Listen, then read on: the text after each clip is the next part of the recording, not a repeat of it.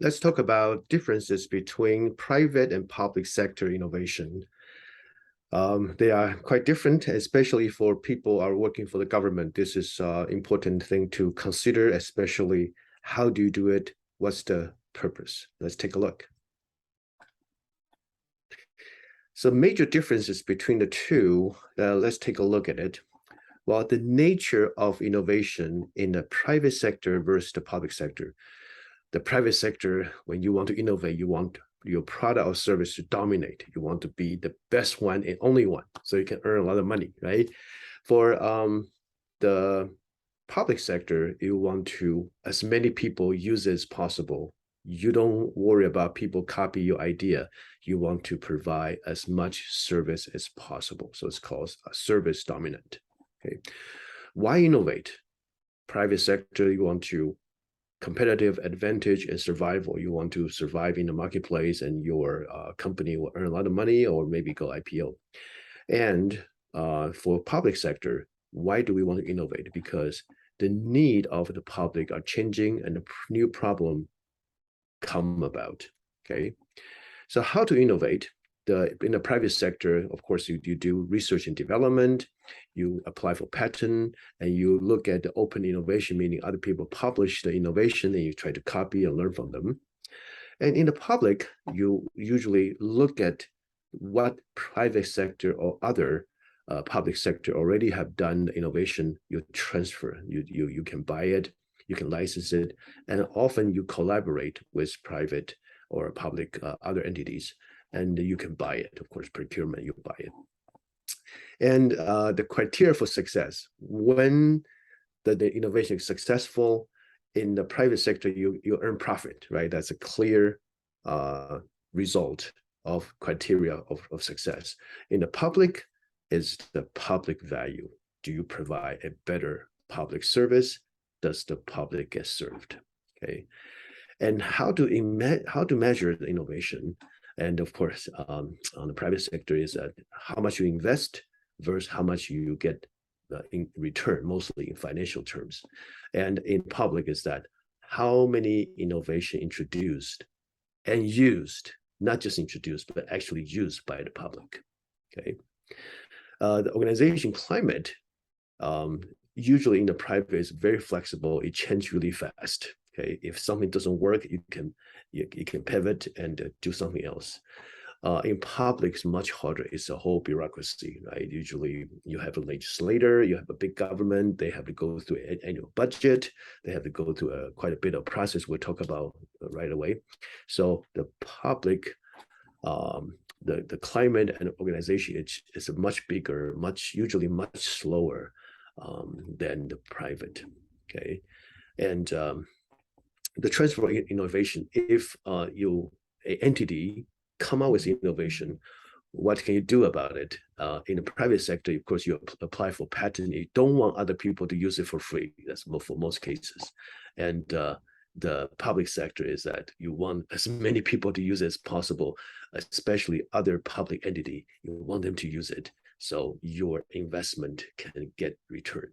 So as more people use your innovation in other public sector, the more successful you are.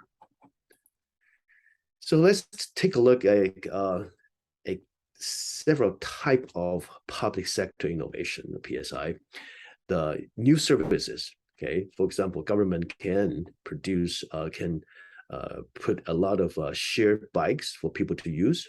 Okay, for example, these are example that university preparation class that you put out there for anyone to learn in preparing for further education, free meal and other type of new services. You probably can look at your own government. You will see many new services created over the last 20 years when the innovation become such an important mindset for not only the private, but the public. The second is process innovation. Sometimes this is kind of more internal to the government agencies, but let's take a look at.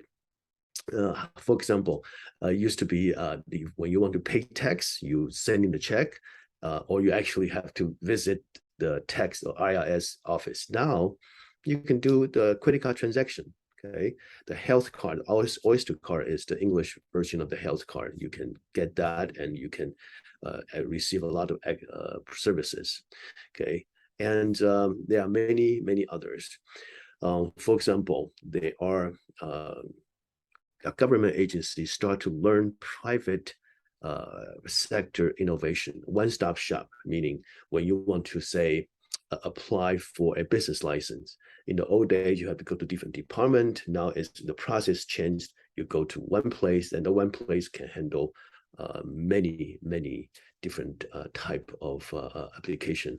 For example, I was giving a talk in Silicon Valley. A international government talked to me. If you want to go to that country, you used to have 60 different places you have to apply to invest in that country.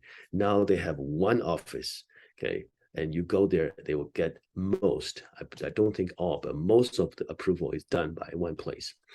Total quality management adoption. This is, of course, started by Toyota. That means every single person in the government working in that process can stop the process and say, hey, this is a problem. There's a problem with quality. We should stop it, solve the problem, then we can move on. This is the way to have every person, even the front end employee, can make a decision to improve the quality. Okay, so this is the key TQN adaptation. Policy innovation, for example, the government can take a lot of suggestion from the citizen, and there are many websites. If you collect enough citizens vote, then the legislature will consider it. The social innovation, the government can, for example, the famous one is the Korean government put out a website that a citizen can volunteer to walk female at night to keep them safe. So whenever there's a female say, hey, I need to walk for 15 minutes at night, I'm worried about my safety, a message will be sent to this group of volunteer people. Say, hey, I live nearby, I'm happy to come out and walk with this female for 15 minutes. And that using technology to provide social innovation, that was very novel. It's very effective. And internally, of course, is a government there was a lot of budgeting, and they can have an online vote to decide where the money goes, instead of just a small scale kind of open meeting for 20 people to come. They can have a kind of preliminary vote to get people's idea in for them to decide where to put the money.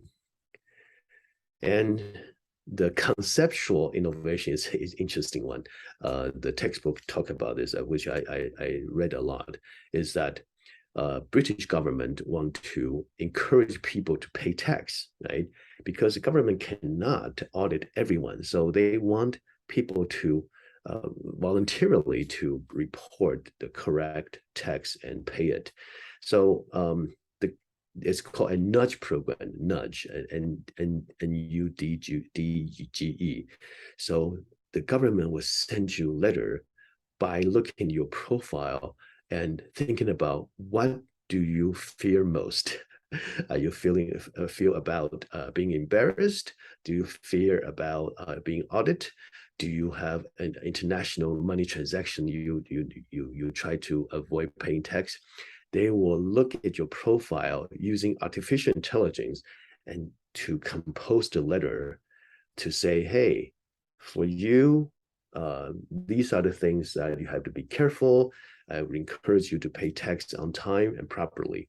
And this encouraged the people. The result is quite impressive, that people do pay the tax more. So this is using AI to encourage or harass the taxpayer to pay properly. So this is another innovative idea which worked out quite well.